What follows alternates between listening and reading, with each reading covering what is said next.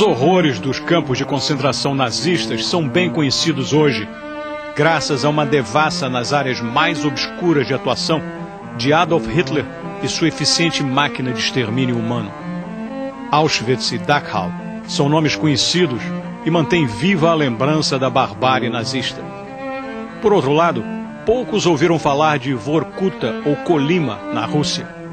O mundo conhece mal as histórias de 18 milhões de pessoas que passaram pelo chamado Gulag soviético e das 3 milhões que morreram lá. O escritor russo Alexander Solzhenitsyn surpreendeu o mundo nos anos 70 com seu relato dramático no livro O Arquipélago de Gulag, que já contava bastante, mas agora sai publicado um trabalho extenso e minucioso sobre o assunto.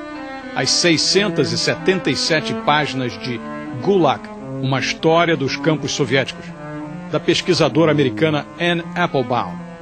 Ela conseguiu depoimentos novos de sobreviventes e guardas, teve acesso a arquivos da Polícia Secreta Soviética, examinou documentos oficiais sobre os campos e nos falou do assunto nesta entrevista em Londres. The name itself, Gulag, comes from what? It's actually an acronym. It means Glavnaya Upravlение Лагерей, which means main camp administration. And that was actually the name of the institution that ran the system. It was the bureaucracy that ran the camp system. And the name was popularized by Solzhenitsyn, who used it to describe the camp system itself. You know, trying to get an overall appraisal of the camps always leads to the difficult questions of numbers. You actually say in the book, you write that in the end, statistics can never fully describe what happened. Still, although I know it's hard to get the figures, how many people, more or less, went through the camps and how many died there? If you put together the number of people who went in and came out and died there, were released for various reasons, the number I came up with between 1929, when the camps first began to expand, and 1953, when Stalin died, this was the height of the camps, is 18 million. That's people who went in, some died, some didn't. The number of deaths is very difficult to arrive at, and this is because the death statistics were not well kept. Camp commanders did have a reason to conceal how many people did die, whereas they did need to know approximately how many people were in the system, and therefore I feel the 18 million number is not bad. They didn't necessarily have a reason to know how many really died. Some people were released early to hide the fact that they died. They would die a few days later after release. Then if you look at the official statistics, you get a number something between 2 and 3 million, but I think that's a large underestimate. We're not counting here, obviously, the millions of people sent into exile or those killed by orchestrated famine, forced collectivization, or simply executed by order of Kremlin, right? Yes, the other difficulty, of course, with those numbers is that they represent only a part of the repressive system. I mean, as you say, you would have to count unnecessary death during the Civil War. You would have to count the Ukrainian famines. You would have to count people who died before they got to the camps, people who were executed. And when you put those numbers together, then you get a very large number indeed. Right. 20 million, 30 then million? Then you can be happy with something between 10 and 20 million probably. It's a real estimate. People are still working on those numbers. And the people who actually died in the camps, they died from what? From forced labor, mistreatment, executions? Some died from executions. Most died from a combination of forced labor and starvation. The way the camp system worked is that you were fed according to how much labor you did. So if you fulfilled the norm, you would receive the full ration. If you didn't fulfill the norm, you would receive a half ration. And that was how people died, because if you became weak and you couldn't work as hard, you would be fed less and less and less until you finally died. And that was how most people died, particularly during the war years, which were the highest death rates. The camps were used mostly for forced labor, you know, to carry out big government projects like the gigantic White Sea Canal. In fact, it was a slavery system, wasn't it? It was, in effect, a slave system. You know, people weren't bought and sold, so I was always careful about, I was not sure whether the word slavery was correct or not. But yes, in effect, it was a massive system of slave or forced labor. Many people throughout the world first heard about the Soviet camps from Solzhenitsyn's book, which had quite an impact. But in fact, you say that although he mentions so many horrific things, you say they were actually worse than what he described. What he describes was everything that could have been known at the time that he wrote it. What he knew came from prisoners' stories and things that people wrote to him or told him. I mean, his book is really an amazing kind of compilation of the oral history of the camps. I mean, much of what he said is things that other people would repeat later on. What he doesn't have is the perspective of the bureaucracy and of the guards and their understanding of what was going on and for example, their inspectors' reports of the camps. And so it's a brilliant achievement, but it isn't what can be done today. How many camps are we talking about overall? It depends, many hundreds. I mean, there were, the number of actual camp systems is about 450, 470. But each camp was a set of camps, and sometimes there were hundreds and hundreds. You know, there would be one main camp, and then there would be, for example, forestry camps, a main camp, and then lots of little tiny camps in the forests, you know, with 200 people or 500 people. And then some of them were very large, some of them were many tens of thousands of people. Totalitarian regimes, as we know, they tend to be paranoid. They arrest huge quantities of people as enemies of the state. But it's hard to believe that Moscow thought all these millions of people in the camps were enemies. Was there an ulterior motive for the camp? You know, there seem to have been different motives at different times, and it certainly does seem that at certain moments the people were arrested in order to be put in the camps. You know, there would be a big engineering project. They would need a certain kind of scientist to do the engineering plans, and miraculously that kind of scientist would be arrested. So yes, there were moments when it was more about the camps were more important than the arrests, and then there were other moments when there were mass arrests, and actually people were sent to the camps and the camp commanders would be overwhelmed and they wouldn't know what to do with all these people. So it seems to have been slightly different at different moments. The Soviet leadership pretended that the camps were economically rational and productive, but you actually say they were not. No, it was very odd. Stalin was convinced, really, until the end of his life, that the camps were productive. And he would demand production statistics to be given to him every month. And he was a great believer in the idea that these camps were an important part of the Soviet system. He was a great fan of Peter the Great, and had read many the biographies of Peter the Great, histories of Peter the Great's Russia, and learned that Peter the Great also had used forced labor to build the city of Leningrad and to do some early industrial projects, and he thought he would do the same. But if you actually look at the numbers, it's pretty clear that they were a terrible distortion of the economy. And even towards the end, the KGB itself understood this very well, and there were reports done in the late 40s and early 50s describing how bad the economic system was. I mean, in all kinds of ways. If you think about it, it's very illogical to send your country's best nuclear physicists to dig coal in Siberia. It's not a great use of talent. It was a distortion of the labor market. So, you know, you would use lots and lots of people to do a project, such as the White Sea Canal that you mentioned, rather than using machines, which might have been tractors, which might have been more efficient. So you had people literally digging dirt with their hands rather than using bulldozers. And it was a very inefficient way of running the economy. The worst phase you mentioned was under Stalin, obviously, who kept tight control over the camps.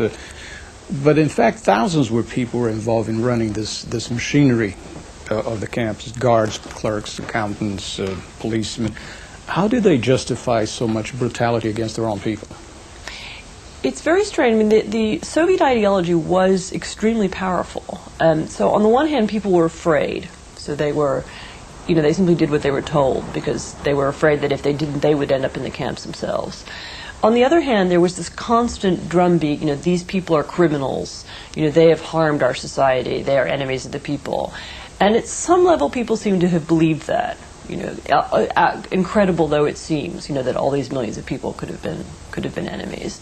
And then at some level, there was such a powerful ideology of work and labor, you know, that we must all work hard to achieve the Soviet nirvana. That people said, well, these people they're serving some use, they're serving some function, they're fulfilling the work norms. And you know, the difference between living in a labor camp and living in the free society, I mean, there was a difference. But many people who were not in camps were also in effect forced laborers because they had jobs they were not allowed to leave. During the war it was illegal to leave your job. In fact, you could be arrested for doing that. And so there were some fine differences between the systems, but some people didn't feel them to be all that powerful. Resistance to this Soviet repressive machinery was practically suicidal, but still there were some cases of resistance. There was resistance. There was resistance all the way through, and particularly not in the camps had different levels of harshness. In some of the easier or lighter camps, there was quite a lot of escapes. Particularly in the earlier years, it was easy. Not easy, but it could be done to escape from the camps. There were even people who escaped from the camps in the far northwest of the country and went over the border into Finland. Later on, towards the end, in the late 40s and early 50s, when the camps were full of people who were former Red Army soldiers or former partisans, or in some case even former enemy combatants, German POWs, there began to be some organized resistance. These were people who'd fought in wars and were actually able to organize a armed resistance. And there were 3 major rebellions, in fact, in the early 50s, right after Stalin's death, in which prisoners actually took over the camps and kicked out the guards. So it did happen that there were rebellions. You write that right after Stalin died in '53, the era of massive labor camp started to crumble. The system changed a little, but in a way it continued. It continued under Khrushchev, Brezhnev, Andropov, and Chernenko, didn't it? Yes, it did. It changed significantly. It ceased to be a mass system, and it ceased to be a very, very important part of the economy, as the Gulag was. But the system of prison camps remained similar enough. I mean, the rules of daily life in these camps were not that different from what had happened during the 1950s. But the camps became more concerned with incarcerating genuine political prisoners. That means people who had actually done something against the state, as opposed to massive, any man on the street who was arrested in the 1930s and 1940s. People would go to the camps in that era knowing why they had been sent there. You know, they would have, something very minor, they would have written a letter opposing the system, or there were very, very tiny demonstrations. 10 people would get together in Red Square and protest against the invasion of Czechoslovakia, and that would be enough to be sent to prison. But the system was the same in that it was run by the same bureaucracy and according to many of the same rules. We talked about what was on the mind of the people in the camps, but how about Stalin himself? What actually motivated him? Ideology, power, insanity, paranoia, or maybe all of those things? Very hard to look into Stalin's brain. And the people who've done it, I've never seen a really satisfactory biography of Stalin or a kind of intellectual biography of Stalin. He was clearly partly motivated by ideology. At some level, he did believe that this forced labor was necessary. He was also motivated by a terrible paranoid hatred of enemies, and this was where the mass arrests came in. It's clear that he, after he died, the system was very rapidly dismantled. In that, I mean, as I've said, the essentials of it were kept for a much smaller number of people, but the camps really came somewhere from his imagination. Whether he liked to see massive groups of people doing his bidding, whether he liked the sense of power, is very difficult to say, but it was the camps were one element of the system that were very deeply connected to him, and it's very difficult to say why. And as you indicate in the book, the camps actually only disappeared completely under Gorbachev when the system actually opened up and collapsed, the whole system overall. Does that lead to the conclusion that the camps were actually essential to the maintenance of the system? Yes, I do think they were essential to the maintenance of the system. The system could not tolerate dissent. You couldn't oppose power. Anybody who opposed power had to be disposed of somehow. And the camps were the mechanism that the system used to get rid of opposition and make sure that nobody opposed the system. So far, we're only looking at the camps from inside the Soviet Union. How about from outside? You write that news about the camps started to leak to the West as early as the 1920s and continued to the end, bits and pieces. How did the West react? It's a very, very interesting story, how did the West react? Because if you look there was, as you say, there was information about the camps all along. In my research, I was looking for older books about the system, and I actually came across a book that was written in the middle of the 1920s and published in Paris, which was an account of the very first camps, the Sovietsky Islands. And as far as I can tell, the book is completely accurate. It has names of guards, it has locations, it has numbers of prisoners approximately right. So it was possible to know about the system very early on. And indeed, in 1918 and in the 1920s, there was a lot of interest in it, particularly among the left in the West, because the Bolsheviks' first victims were often left-wing intellectuals, other kinds of socialists, the Mensheviks, and so on. And there was a great deal of outcry and opposition to the system that was growing at the time.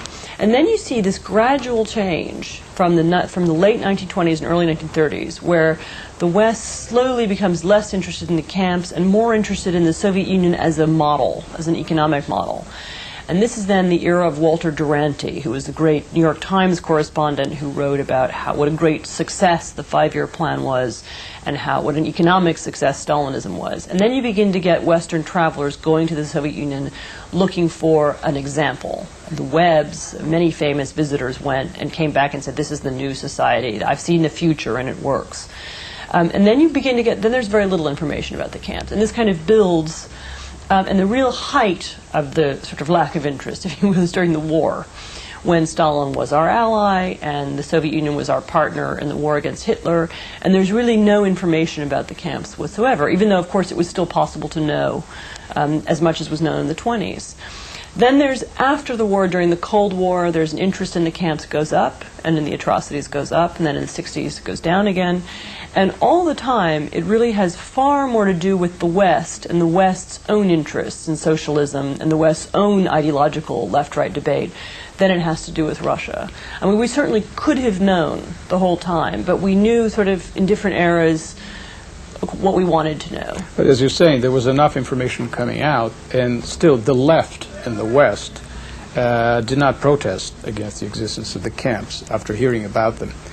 Was that naivete, hard-headed ideology, or was there that frequent argument that you shouldn't play the game of the right wing and building them up? Why did the left react that way? It was, again, different at different times, and it is important to say that a part of the left was very honest about the camps. I mean, the George Orwell's, and his equivalents in America and elsewhere, did say Stalinism is wrong. You know, they tried to remain left-wing despite this, but a very large part of the left tried to excuse or dismiss the camps, mostly on the grounds that if we talk about that will help the right. I mean, that it will. There's a famous quote by Sartre, you know, that maybe this is happening, but I don't want to talk about it because it will help the bourgeoisie. So it was an attempt. It was to kind of. It was sort of bad for our side. It was bad for our team if we talk about this. Since the war. We mentioned the Second World War and the importance it had, especially for the West. But since the war, Germany has made an enormous effort to exercise its Nazi past, mostly by remembering it again and again. The Russians have not done so with its Soviet past, despite being the inheritors of the Soviet policies, its embassies, and even the seat at the UN. Russia doesn't want to inherit the history. Why? No, this is a really extraordinary phenomenon in a certain sense, because there was a moment in the late 1980s when the Russians were terribly interested in the past. When Glasnost began, when Gorbachev first came to power in the late 1980s, there were many books published on the subject. Much forbidden literature appeared for the first time. There were television programs. People discussed it at great length. And then throughout the 90s, interest grew less and less and less to the point where now it's almost taboo. It's kind of non-subject. The Russian regime, the governing powers do not discuss it. There has never been a public discussion of it. There never have been trials. There never has been a Truth and Reconciliation Commission of the kind you have in South Africa. There's never been the kinds of discussions you have in some Latin American countries. There's never been an open debate about what happened at all. Why is that? Because there are too many people who were involved in it who are still there? Again, there are layers of reasons. I mean, one is that there is a good reason, which is that Russia is going through such an economic revolution, and daily life is so genuinely difficult for people that it seems remote. You know, this is a problem of we're not interested in this. We have our own problems. But yes, it's also because the people in power, while not necessarily themselves camp commanders. You know, Vladimir Putin was not a camp commander, but he was a member of the KGB. And to discuss now the crimes committed by the Soviet secret police does make him look bad. And so they simply have no interest in propagating this conversation and no interest in this discussion, because it would reflect badly on the leadership of the country. And this is true in Russia, and it's true in other countries as well. But as you point out in the book, if they understood that better, they could understand things happening today. You say that a conflict like Chechnya, for instance, could be better understood even by Russians if they knew more about Stalin's atrocities. Yes, I do think, I mean, Chechnya is a very important example, because the Chechen story is in fact a very old one. The Chechens were deported in the 1940s.